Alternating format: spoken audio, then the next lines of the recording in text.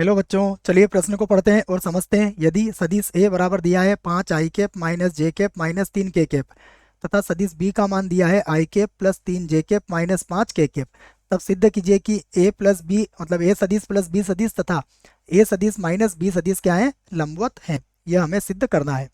प्रश्न को हल करने से पहले हम प्रश्न के लिए मुख्य अवधारणा लिख लेते हैं।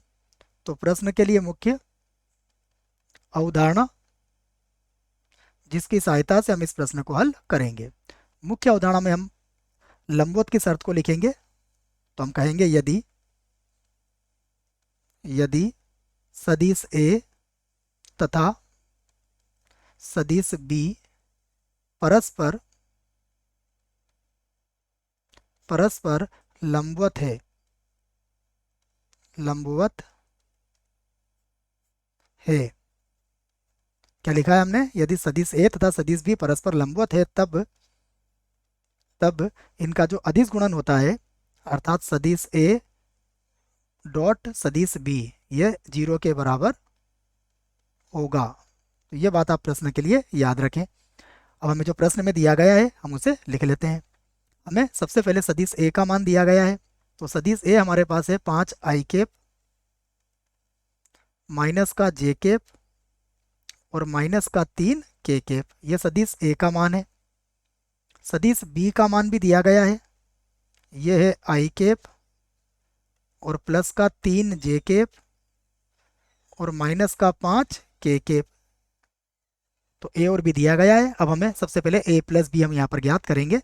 तो मैं ए प्लस बी लिख देता हूँ। ए प्लस बी अर्थात ए और बी को जोड़ना है आपको। तो जोड़िए 5 और 1 हो जाएगा 6 i कैप।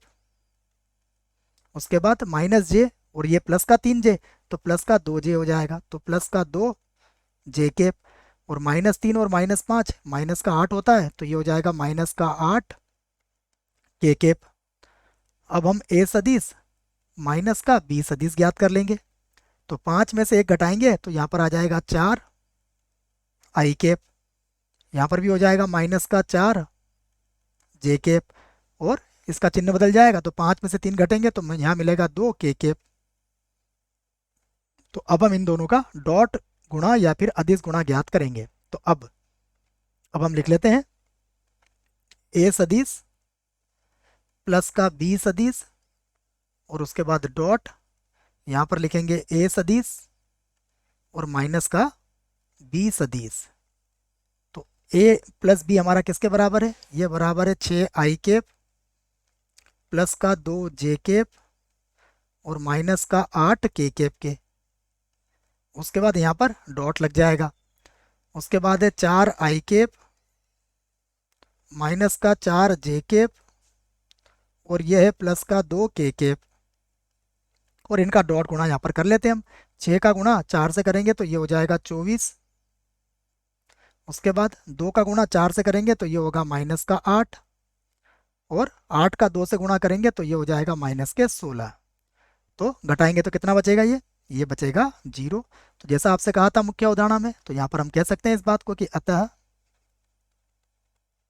अतः सदिश ए प्लस सदिश बी तथा सदिश ए माइनस सदिश बी क्या है, लंबवत है। या परस्पर लंबवत भी लिख सकते हो या फिर आप लिख सकते हो लंबवत लंबवत है। ये हमने सिद्ध कर दिया है। आशा करता हूँ आपको इस प्रश्न का उत्तर समझ में आया होगा। धन्यवाद।